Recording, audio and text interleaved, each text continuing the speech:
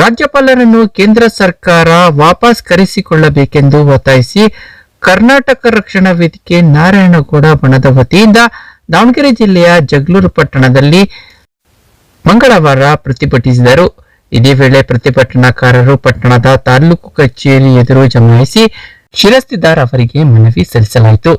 ಇದೇ ವೇಳೆ ಪ್ರತಿಭಟನಾಕಾರರು ಹಿಂದಿ ಸಾಮ್ರಾಜ್ಯ ಶಾಹಿ ಪರವಾಗಿ ವರ್ತಿಸುತ್ತಾ ಕರ್ನಾಟಕ ವಿರೋಧಿಯಾಗಿರುವ ರಾಜ್ಯಪಾಲ ತಾವರ್ ಚಂದ್ ಗೆಹ್ಲೋಟ್ ರನ್ನು ಹಿಂದಕ್ಕೆ ಕರೆಸಿಕೊಳ್ಳಬೇಕು ಎಂದು ಒತ್ತಾಯಿಸಿದ್ರು.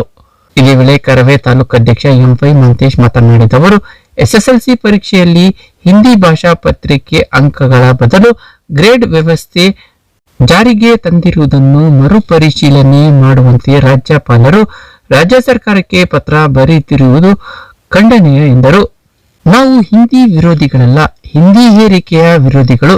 ಕನ್ನಡಿಗರ ಹಿತದೃಷ್ಟಿಗೆ ವಿರುದ್ಧವಾಗಿ ರಾಜ್ಯಪಾಲರು ಏನೇ ಹೇಳಿದರೂ ಅದನ್ನು ರಾಜ್ಯ ಸರ್ಕಾರ ಪರಿಗಣಿಸಬಾರದು. ಹಿಂದೆ ಬ್ರಿಟಿಷ್ ಸಾಮ್ರಾಜ್ಯ ಶಾಹಿ ವಿರುದ್ಧ ಹೋರಾಡಿದೆವು, ಈಗ ಹಿಂದಿ ಸಾಮ್ರಾಜ್ಯ ಶಾಹಿ ವಿರುದ್ಧ ಹೋರಾಡುತ್ತಿದ್ದೇವೆ ಎಂದರು.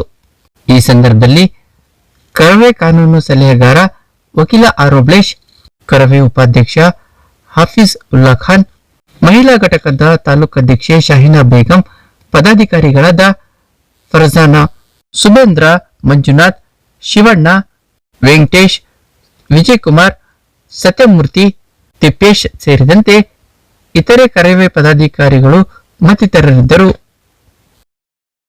ಸಾಮ್ರಾಜ್ಯಶಾಹಿಗಳ ಪರವಾಗಿ ವರ್ತಿಸುತ್ತಾ ಕರ್ನಾಟಕದ ವಿರೋಧಿ ಧೋರಣೆ ತಳೆದಿರುವ ರಾಜ್ಯಪಾಲ ಶ್ರೀ ತಾವರ್ ಚಂದ್ ಗೆಹ್ಲೋಟ್ ಅವರನ್ನು ಕೇಂದ್ರ ಸರ್ಕಾರ ಕೂಡಲೇ ಹಿಂದಕ್ಕೆ ಕರೆಸಿಕೊಳ್ಳಬೇಕು ಎಂದು ಕರ್ನಾಟಕ ರಕ್ಷಣಾ ವೇದಿಕೆ ಒತ್ತಾಯಿಸುತ್ತದೆ.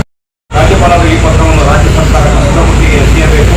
ಕನ್ನಡಿಗರ ಹಿತದೃಷ್ಟಿಗೆ ವಿರುದ್ಧವಾಗಿ ಯಾರೇ ಏನು ಹೇಳಿದರೂ ಅದನ್ನು ರಾಜ್ಯ ಸರ್ಕಾರ ಪರಿಗಣಿಸಬೇಕಿಲ್ಲ.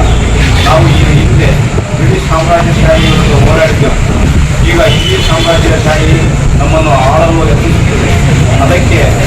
ಇದಕ್ಕೆ ನಾವು ಅವಕಾಶ ಕೊಡುವುದಿಲ್ಲ. ನಮ್ಮ ಪ್ರಾಣ ಹೋದರೂ ನಮ್ಮ ನೆಲದ ಅಸ್ಮಿತೆಯನ್ನು ಉಳಿಸಿಕೊಳ್ಳುತ್ತೇವೆ. ತೃತೀಯ ಭಾಷೆ ಗ್ರೇಡಿಂಗ್ ವ್ಯವಸ್ಥೆಯ ನಿರ್ಧಾರ ಸರ್ಕಾರ ಕೈಗೊಂಡಿದೆ. ಇದನ್ನು ಬದಲಿಸುವ ಪ್ರಯತ್ನ ಯಾರೇ ಮಾಡಿದರೂ ರಾಷ್ಟ್ರಕ್ರಾಂತಿಯಾಗಿದೆ. ರಾಜ್ಯಪಾಲ ಗೆಹ್ಲೋಟ್ ಹಿಂದಿ ರಾಜ್ಯದ ಮುಖ್ಯಮಂತ್ರಿಗಳಿಗೆ ಪತ್ರ ಬರೆದು ಅಲ್ಲೆಲ್ಲ ತೃತೀಯ ಭಾಷೆಯಾಗಿ ಕನ್ನಡ ಕಲಿಸಲು ತಾಕೀತು ಮಾಡಲಿ. ಅದಕ್ಕೆ ಅವರ ಸ್ವಂತ ರಾಜ್ಯವಾದ ಮಧ್ಯಪ್ರದೇಶದಲ್ಲಿ ಈಗಲೂ ಎರಡನೇ ಭಾಷೆಗಳನ್ನು ಕಲಿಸಲಾಗುತ್ತದೆ. ಮೂರನೇ ಭಾಷೆಯಾಗಿ ಎಲ್ಲಾಗಿ ಕಡ್ಡಾಯವಾಗಿ ಕನ್ನಡ ಕಲಿಸುವಂತೆ ಸರ್ಕಾರದ ಮೇಲೆ ಅವರು ಒತ್ತಡ ಅದು ಸಾಧ್ಯವಿಲ್ಲದಿದ್ದರೆ ಕನ್ನಡಿಗರ